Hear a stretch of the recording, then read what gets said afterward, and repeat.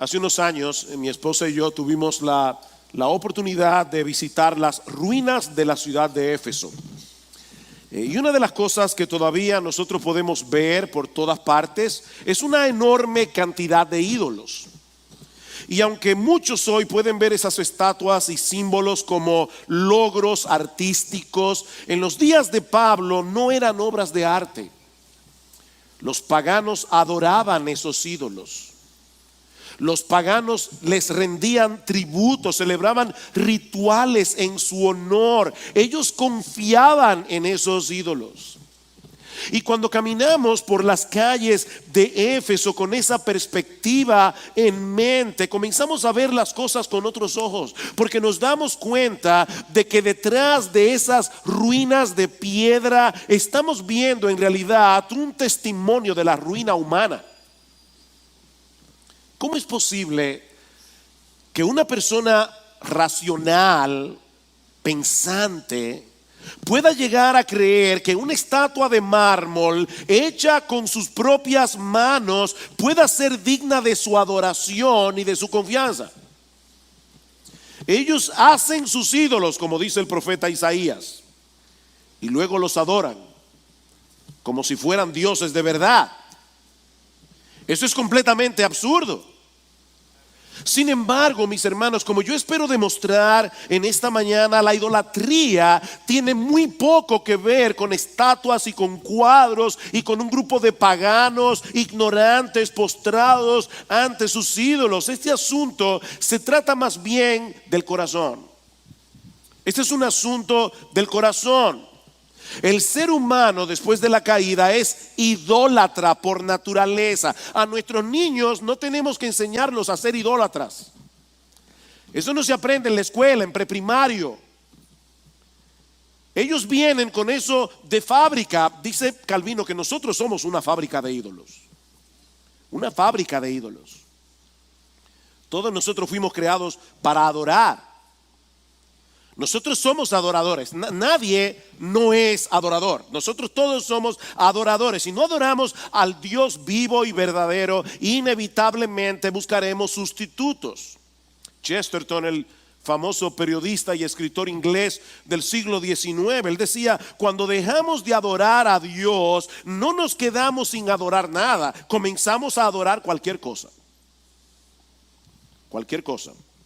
Y ese es el tema que yo quisiera considerar con ustedes en esta mañana, continuando lo que hemos estado viendo en estas últimas semanas acerca de la santificación del creyente. La semana pasada nosotros decíamos que ese proceso de santificación avanza en la misma medida en que contemplamos con admiración la gloria de nuestro Señor Jesucristo. Pablo dice en 2 Corintios capítulo 3 versículo 18 que al contemplar su gloria nosotros somos transformados de gloria en la misma imagen del Señor.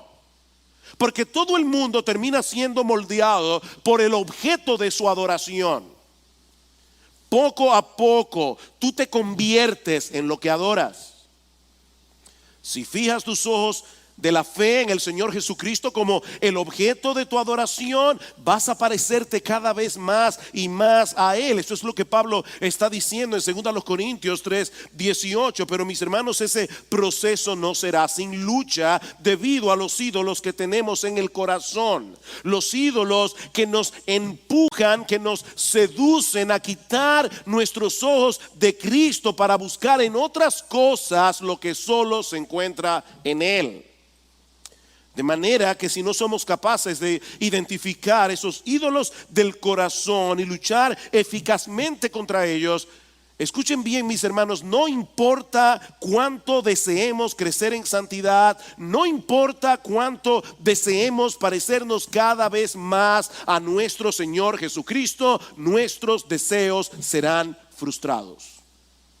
Terminaremos frustrados.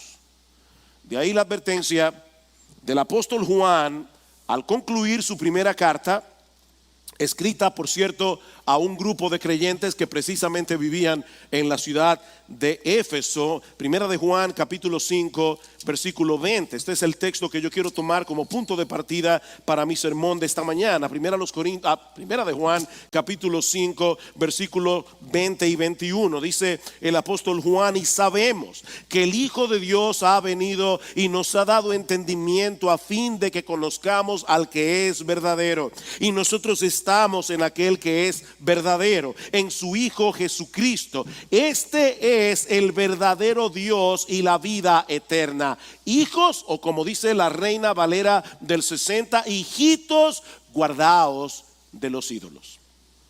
Hijitos, guardaos de los ídolos. Esta carta de Juan fue escrita con el propósito de producir certidumbre en el corazón de estos creyentes, afianzándolos en aquellas verdades del evangelio en la que ellos habían creído, verdades que ellos conocían. Es por eso que el versículo 20 comienza con la palabra sabemos. Nosotros sabemos eso, si somos creyentes. Nadie puede llegar a ser un verdadero cristiano, un cristiano genuino, a menos que crea que Jesucristo es el verdadero Dios, a menos que crea que la vida eterna solo se encuentra en Él. Pero es precisamente en ese contexto que encontramos la exhortación del versículo 21. Hijitos, guardaos de los ídolos. Nosotros sabemos que estamos en el verdadero. Nosotros sabemos que hemos creído en el verdadero Dios. Nosotros sabemos que solo en Jesucristo está la vida eterna. Si tú eres un verdadero cristiano, tú sabes eso. Pero aún así, hijitos, guardaos de los ídolos. Guardaos de los ídolos. Aún aquellos que han creído en Cristo tienen que mantenerse en pie de guerra contra los ídolos del corazón. Eso es básicamente lo que Juan nos está advirtiendo aquí. Por supuesto, es imposible pelear contra un enemigo que nosotros no conocemos. Así que permítanme detenerme a definir cuidadosamente en qué consiste la idolatría.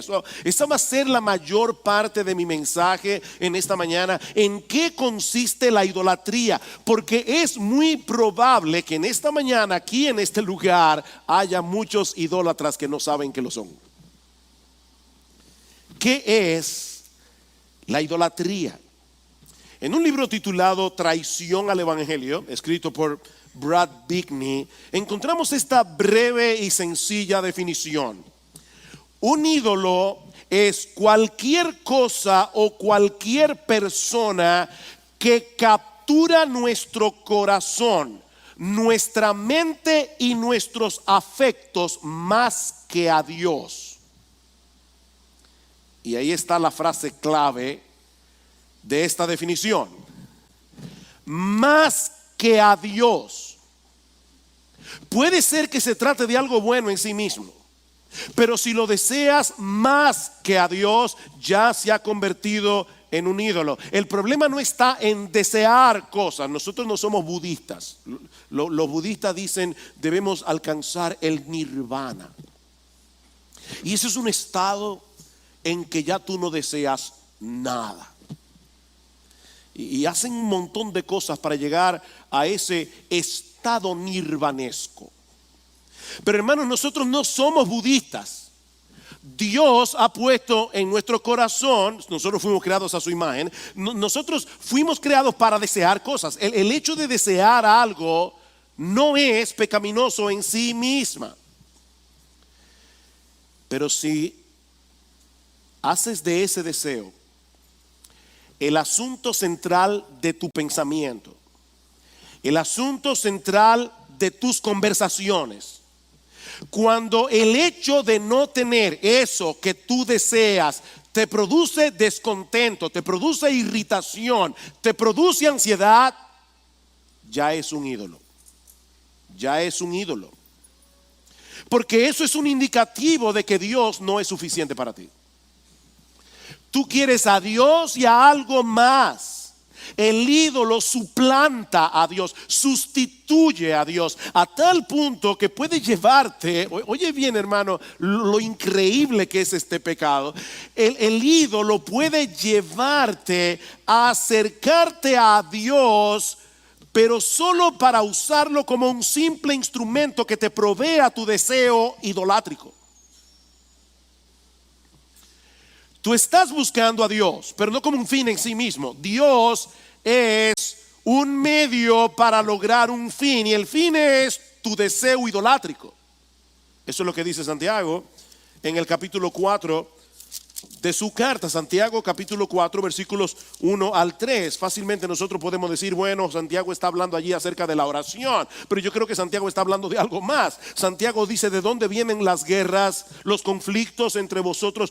¿No vienen de vuestras pasiones que combaten en vuestros miembros? Codiciáis y no tenéis, y por eso cometéis homicidio. Y no necesariamente es que tú tomes una pistola y le pegues un tiro en la cabeza a alguien. No, el homicidio se comete en el corazón. Y dime si nunca tú has deseado que una persona desaparezca del mapa. Cometéis homicidio, sois envidiosos, dice Santiago, y no podéis obtener. Por eso combatís y hacéis guerra. No tenéis porque no pedís, y pedís y no recibís porque pedís con malos propósitos para gastarlo en vuestros placeres. Este pasaje trata con un problema muy común en la vida de los creyentes: las oraciones no contestadas.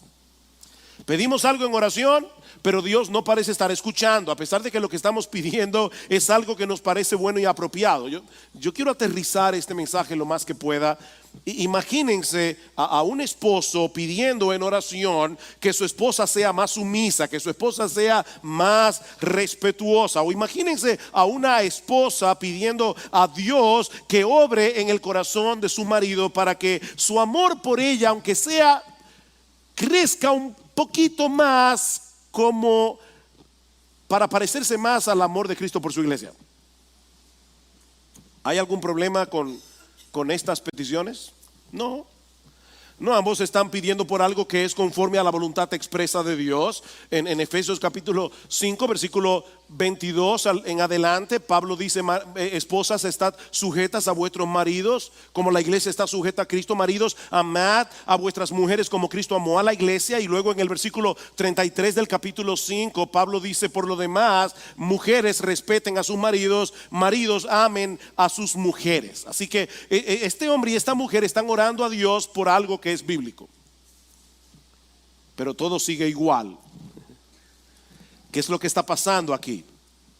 Bueno, una de las cosas que pudieran estar pasando es que Dios esté trabajando en la vida de estos esposos, ayudándoles a ver si alguna de esas cosas que ellos desean, que son buenas y legítimas, se han convertido en un ídolo que lo está desplazando a él del centro de sus corazones.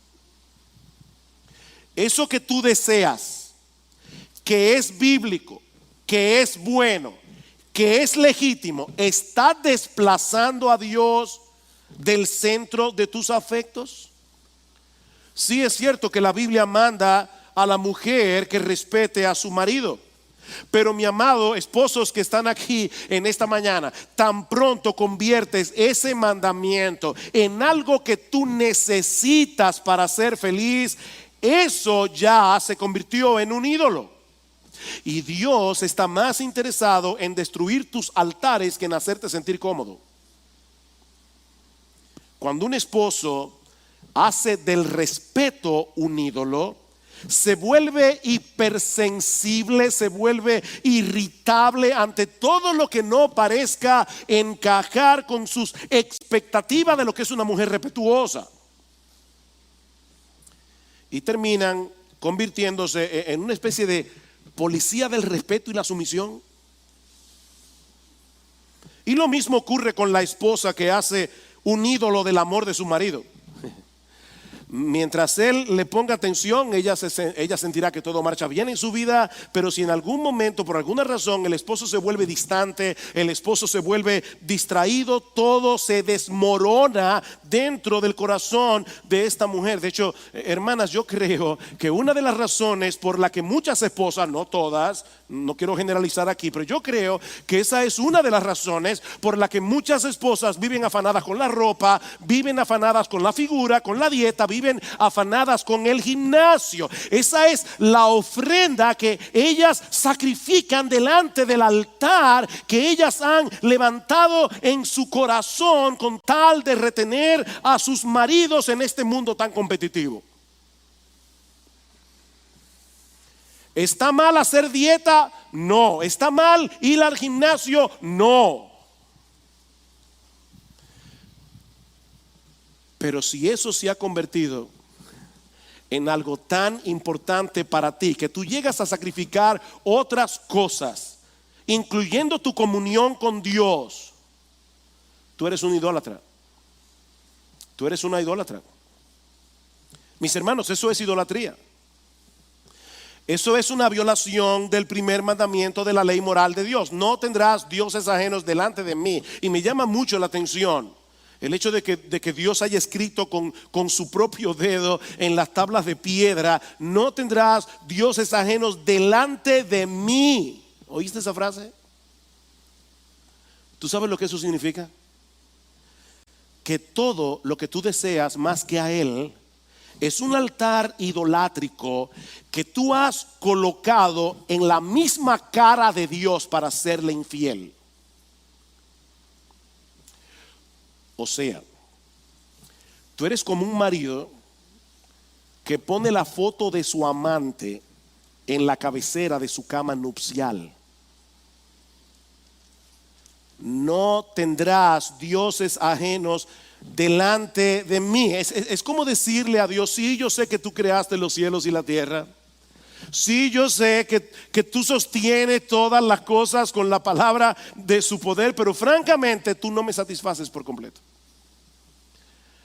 Dios, yo necesito algo más. Mis hermanos, ese es el razonamiento irracional que está detrás de todo acto idolátrico, aunque ningún creyente se atreva a expresarlo de esa forma. Esto es serio, hermanos. Esto es serio.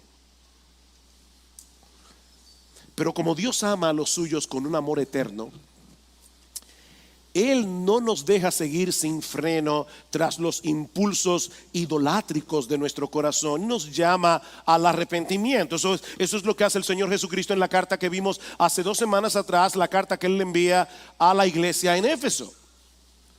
Sí, yo conozco tus obras, yo conozco tu arduo trabajo y paciencia. Yo sé que tú no puedes soportar a los malos. Tu confesión de fe está perfecta. Tú eres muy buena iglesia doctrinalmente hablando, pero yo tengo una cosa contra ti. Tú has dejado tu primer amor. Has dejado tu primer amor. Hermanos, eso es sencillamente increíble. El Rey de los cielos, el Rey del universo, tuvo que escribirle una carta a un grupo de creyentes por lo que Él derramó su sangre en la cruz del Calvario, para decirles: vuélvanse a mí como al principio, cuando todas estas cosas del mundo palidecían en vuestros ojos al compararlos conmigo.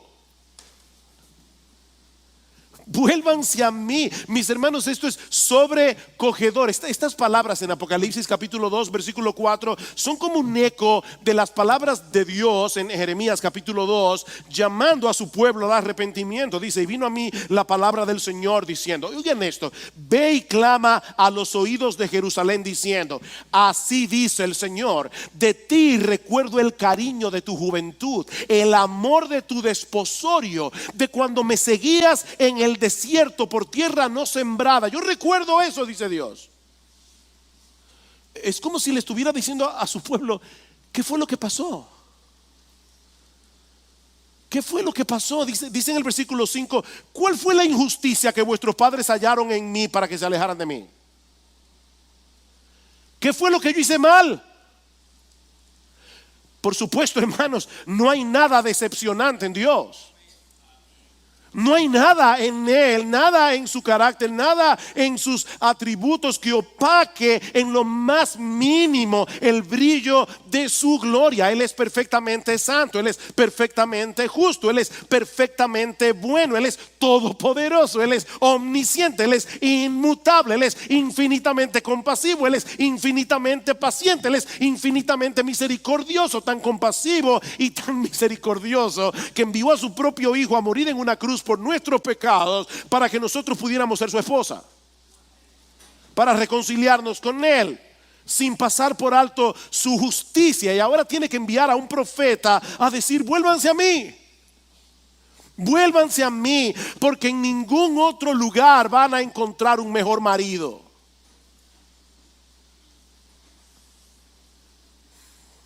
Y de paso, por favor, que nadie se imagine aquí a Dios como un monarca inseguro que está suplicando a sus criaturas que lo alaben para poder afianzar su autoestima. En estos días oí una frase que me revolvió el estómago. Una persona le decía a otra: yo no puedo creer en un Dios que tiene más necesidades que yo y que está todo el tiempo diciéndole a la gente: alábenme, alábenme, alábenme.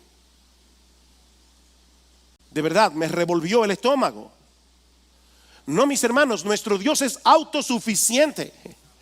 Él no nos necesita en lo absoluto, Él no necesita tu alabanza, pero Él nos ama y Él sabe que no hay nada, nada, nada en todo el universo, absolutamente nada que pueda satisfacer plenamente los anhelos más profundos de nuestro corazón aparte de Él. Él lo sabe.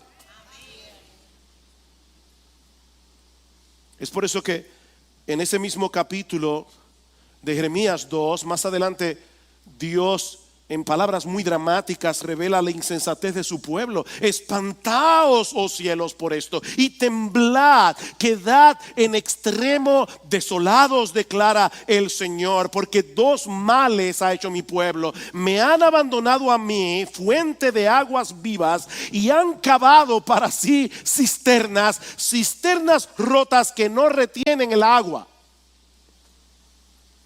Qué ironía.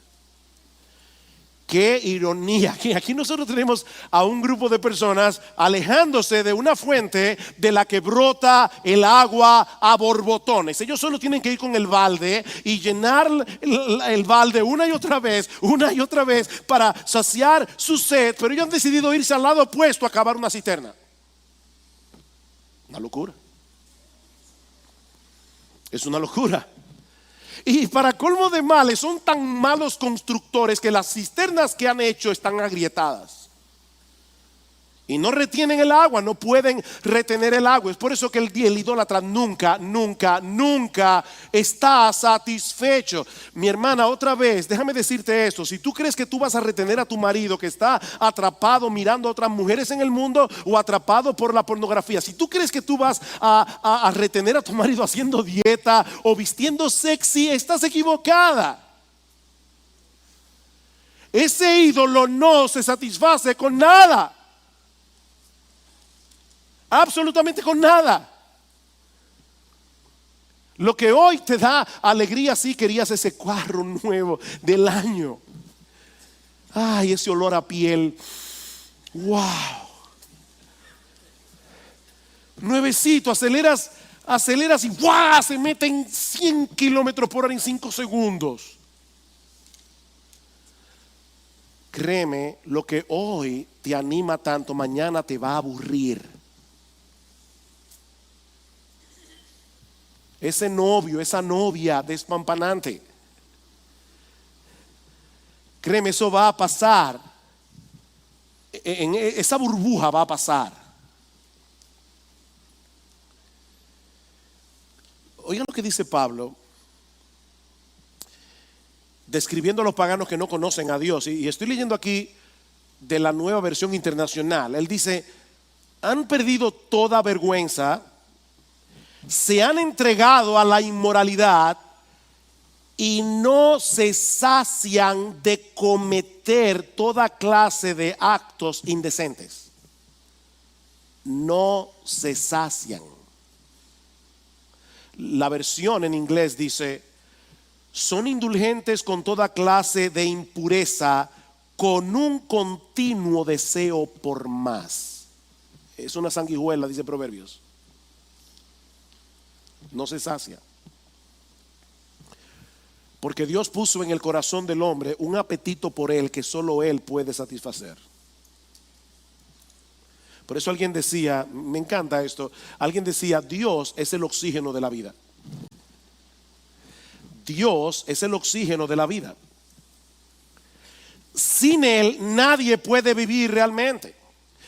Pero el idólatra prefiere sumergirse en el océano de su existencia con un tanque de oxígeno en la espalda, tratando de ver cómo se puede vivir sin Dios. Claro, por un tiempo parece respirar bien, pero el tanque tiene un límite. El problema es que cuando se agota el oxígeno, el idólatra no se vuelve a Dios. El idólatra piensa que tal vez necesita un mejor tanque, o que tal vez necesita tener más tanques. Y en eso se le va la vida, cambiando de altares de vez en cuando, tratando de encontrar el ídolo correcto.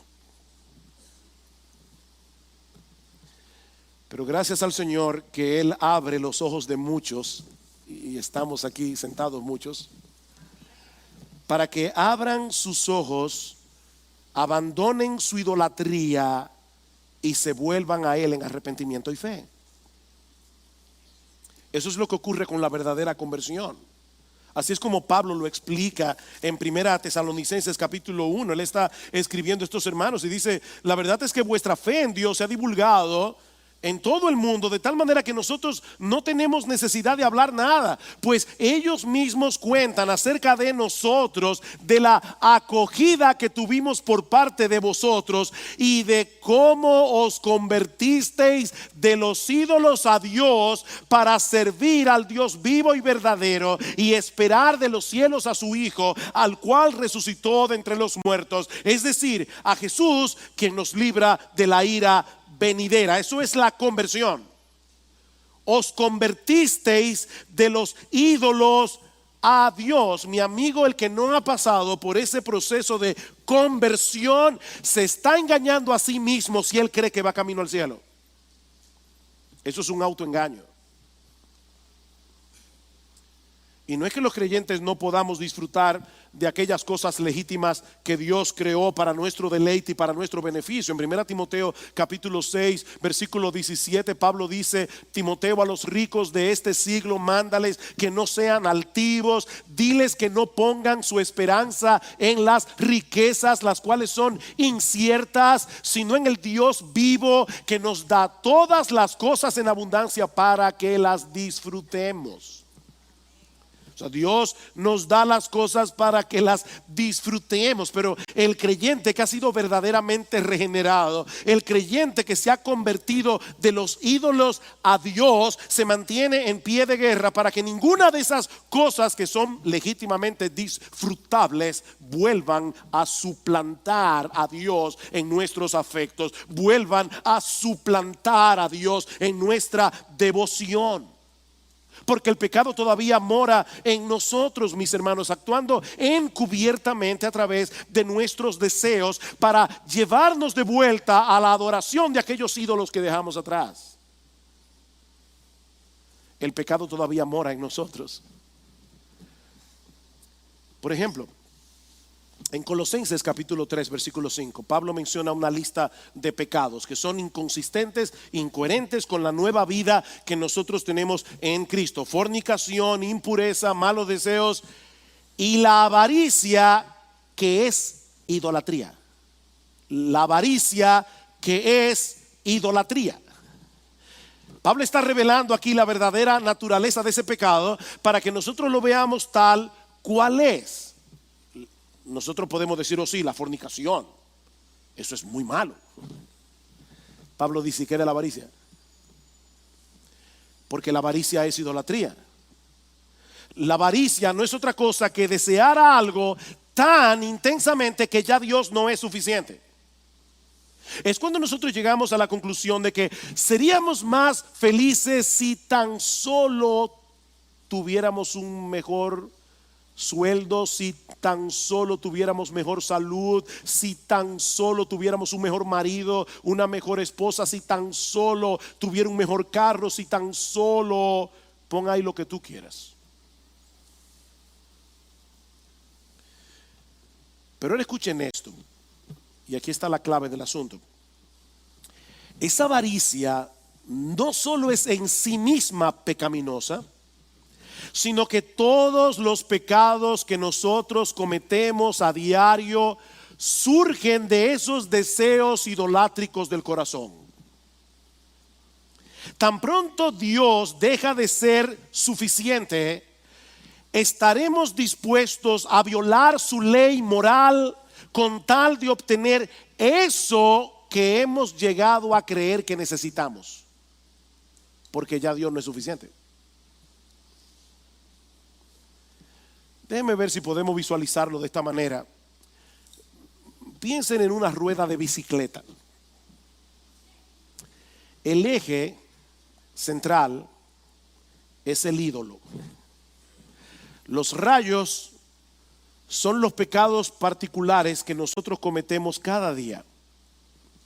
Si pudiéramos rastrear cada uno de esos pecados hasta su origen, veremos que todos están conectados con ese eje central, con los ídolos del corazón. Es por eso, mis hermanos, que la lucha contra el pecado no va a ser victoriosa. No vamos a tener victoria en nuestra lucha contra el pecado a menos que identifiquemos los ídolos del corazón que están operando encubiertamente a través de nuestros deseos.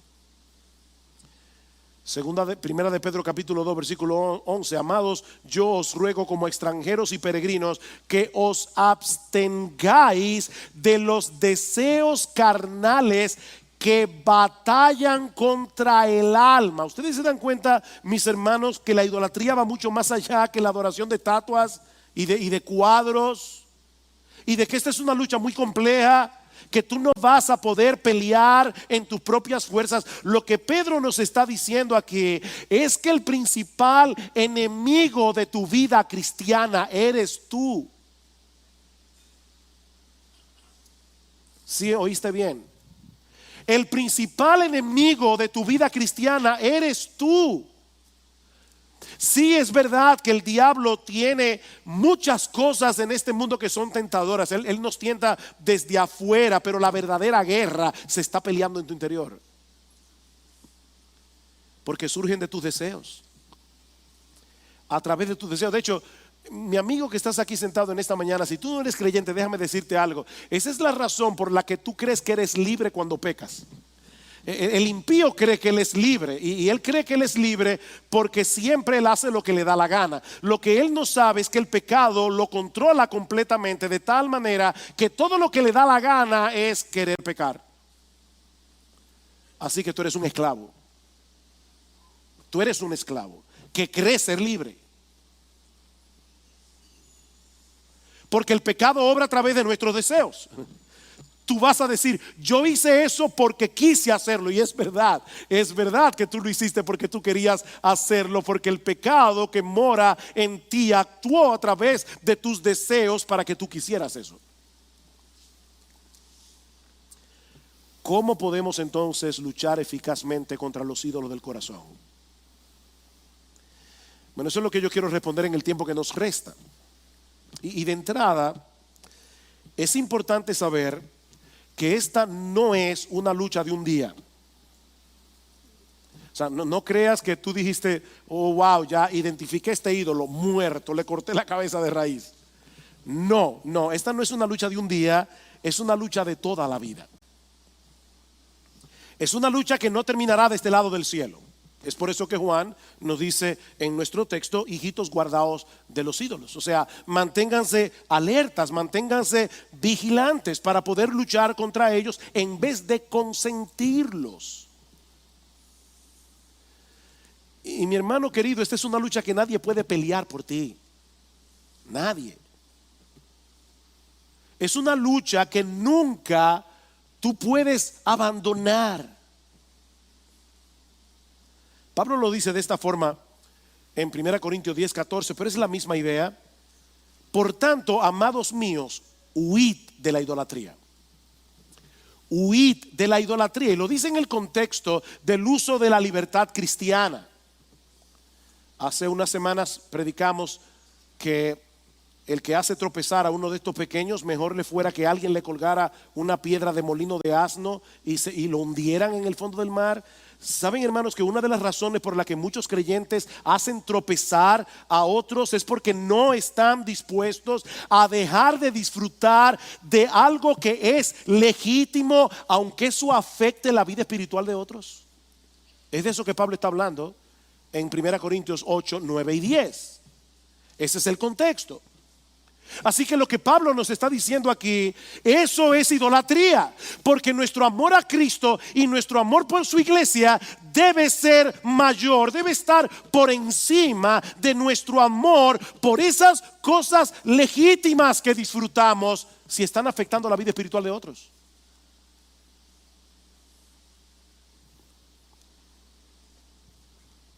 Así que en vez de consentir esos deseos, Pablo dice: huyan de ellos.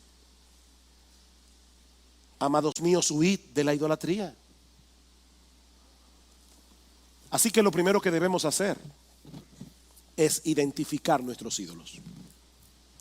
Identificar nuestros ídolos. Mi hermano, apropiate de la oración del salmista en el Salmo 139. Examíname, oh Dios. Examíname, oh Dios. Pídele a Dios en oración que te ayude a examinar con objetividad tu propio corazón. Y eso toma tiempo. Eso toma tiempo. Sí, deja el Facebook, deja el chat, deja esas cosas. Esto toma tiempo. Esta es una generación superficial, porque estamos distraídos con un montón de cosas. Deja eso y examínate a ti mismo. Eso toma tiempo, es un ejercicio incómodo, es un ejercicio que en ocasiones es doloroso, pero es necesario. Examina tu corazón. Mi hermano, ¿cuáles son los deseos que están controlando tus pensamientos? ¿Cuáles son los deseos que están controlando tus conversaciones? De la abundancia del corazón habla la boca, dice el Señor en Mateo capítulo 12, versículo 34. ¿En qué tú sueñas cuando tú sueñas despierto?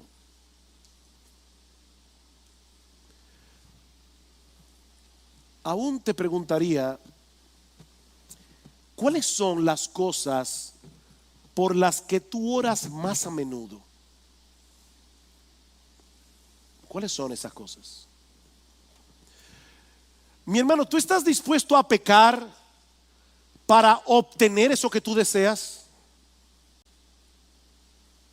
Incluyendo violar el día del Señor y no congregarte con su pueblo cuando Él ha prometido descender del cielo y venir y estar con nosotros ese día.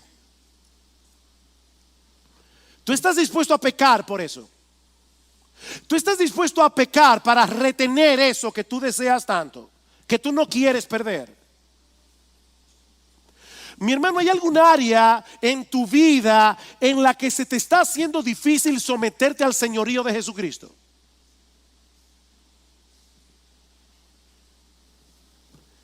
Una cosa es decir con nuestros labios que Jesús es el Señor.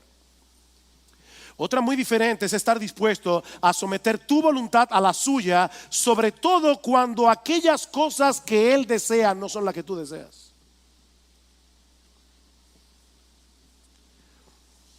¿Hay alguna cosa aparte de Dios que te haga sentir seguro? una cuenta de banco, un seguro en dólares. ¿Hay alguna cosa que tú creas necesitar aparte de Dios para ser feliz? Para que tu vida tenga propósito, para que tu vida valga la pena, para que tu vida tenga significado. Tú puedes identificarte de verdad, de corazón, con las palabras de Asaf en el Salmo 73, versículo 25. ¿A quién tengo yo en los cielos sino a ti? Y fuera de ti nada deseo en la tierra. Mi corazón y mi carne pueden desfallecer, pero Dios es la fortaleza de mi corazón y mi porción para siempre. Sí, yo sé que eso es una lucha y que hay un montón de cosas aquí en la tierra que llaman nuestra atención. Ahora yo te pregunto, ¿tú estás orando intencionalmente para que tu deseo por Él esté por encima de tus deseos de cualquier otra cosa? ¿Tú estás orando por eso? ¿Cuáles son tus temores? O las cosas que te causan ansiedad. ¿Cuáles son las cosas que te irritan? Que te producen descontento. Porque déjame decirte que todas esas cosas, los temores, la ansiedad, la irritación, el descontento, son alarmas, funcionan como una alarma del alma para ayudarnos a ver que nuestros deseos por algunas cosas están saliendo de control. Tú no te irritas por lo que no te importa.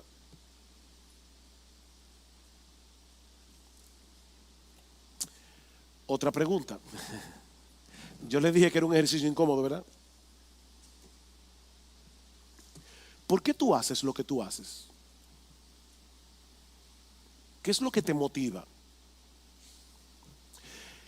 Y aún me refiero a cosas buenas. O sea, ¿por qué tú tratas de ser una buena madre? ¿Por qué tú tratas de ser una buena esposa? ¿Es para tener un buen departamento de publicidad? O sea, tú quieres que la gente te vea y diga, no, definitivamente es una madre, una estrella. Eso es lo que tú quieres. ¿Cuál es tu motivación? De hecho, ¿cuál es tu motivación para servir en la iglesia? ¿Saben, hermanos, que uno puede servir en la iglesia por una motivación pecaminosa, idolátrica?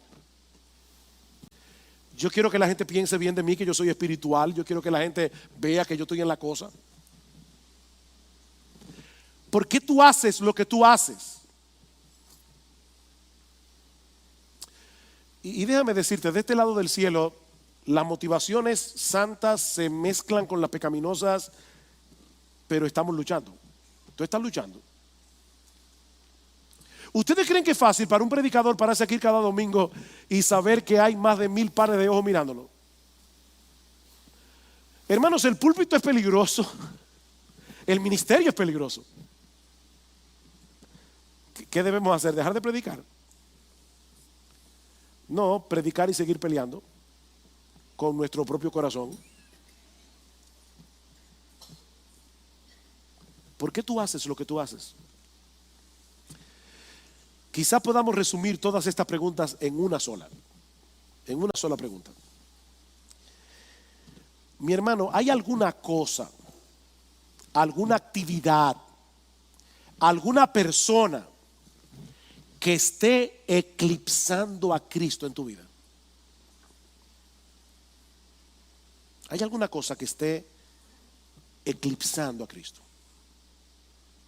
¿Hay alguna cosa que te está manteniendo tan distraído, tan distraída, que tú estás perdiendo de vista la gloria, la majestad, la hermosura de nuestro gran Dios y Salvador Jesucristo? Porque recuerda lo que veíamos ayer, la semana pasada, es contemplando su gloria que nosotros estamos siendo transformados de gloria en la misma imagen. Mi hermano, ¿qué está eclipsando a Cristo en tu vida?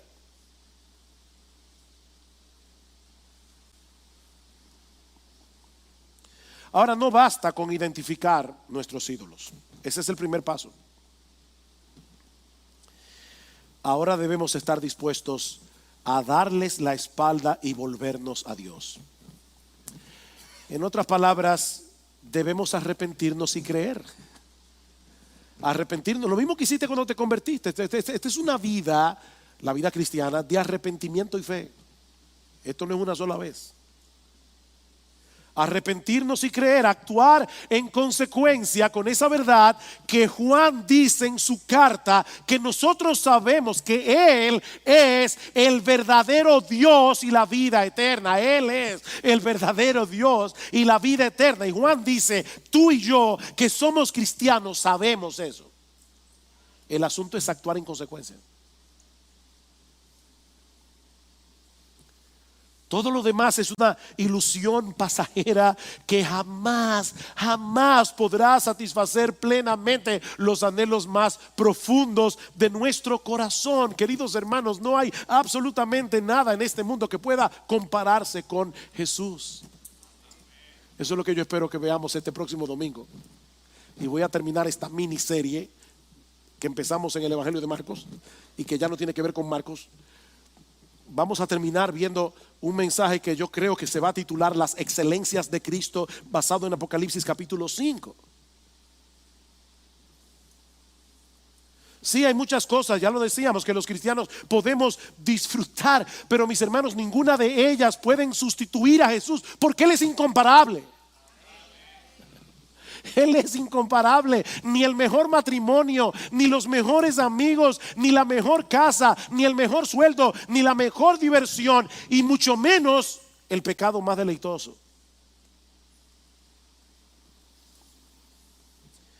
Tratar de encontrar satisfacción en cualquiera de esas cosas es como tratar de calmar la sed bebiendo agua salada.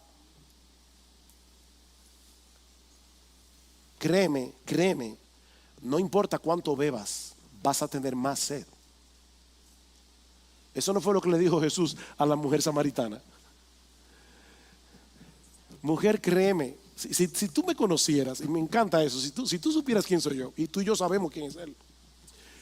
Si tú supieras quién soy yo y cuál es el don de Dios, tú me pedirías a mí y yo te daría agua viva. El que bebiere de esa agua volverá a tener sed, pero el que bebiere del agua que yo le daré no tendrá sed jamás, sino que será en él una fuente de agua que salte para vida eterna. Y más adelante en Juan capítulo 7 versículo 37 dice que en el último y gran día de la fiesta Jesús se puso en pie y alzó la voz diciendo: si alguno tiene sed, venga a mí y beba. El que cree en mí, como dice la escritura, de su interior correrán ríos de agua viva. Y luego en el versículo 18 dice: esto dijo del Espíritu Santo que habrían de recibir los que creyeran en él.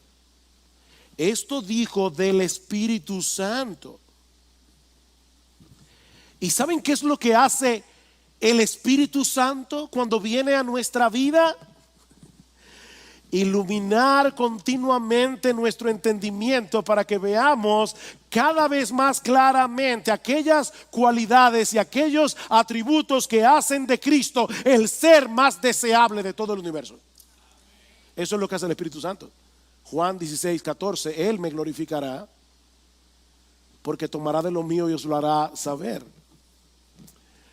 Alguien ha dicho que es como si el Espíritu Santo estuviera pintando un exquisito retrato de las perfecciones de Cristo sobre el lienzo de nuestras almas, ilustrando su amor, misericordia, sabiduría, bondad, humildad, santidad, sus aflicciones por amor a ti, por amor a mí, su dulce amabilidad. Y ahora dice esta persona: si alguna vez has estado lleno de una exaltación gozosa del Señor y su maravillosa vida, esa fue la obra del Espíritu Santo en ti. Alguna vez has estado abrumado por la belleza de su carácter mientras escuchabas la predicación de su palabra o leías en uno de los evangelios, esa fue la obra del Espíritu Santo en ti. Para eso fue que Él vino, para enamorarte cada vez más de Jesús. En cierto modo podemos decir que el crecimiento en santidad consiste en mantenernos descubriendo lo absurda que es la idolatría en comparación con la gloria inigualable de nuestro gran Dios y Salvador Jesucristo. Mi amado hermano, si al escuchar este mensaje te has sentido convicto de pecado, qué bueno. Dale gracias a Dios, porque eso quiere decir que el Espíritu Santo está obrando todavía en ti. Es el Espíritu Santo. Pero no te quedes ahí. No te quedes ahí, vuélvete a Cristo.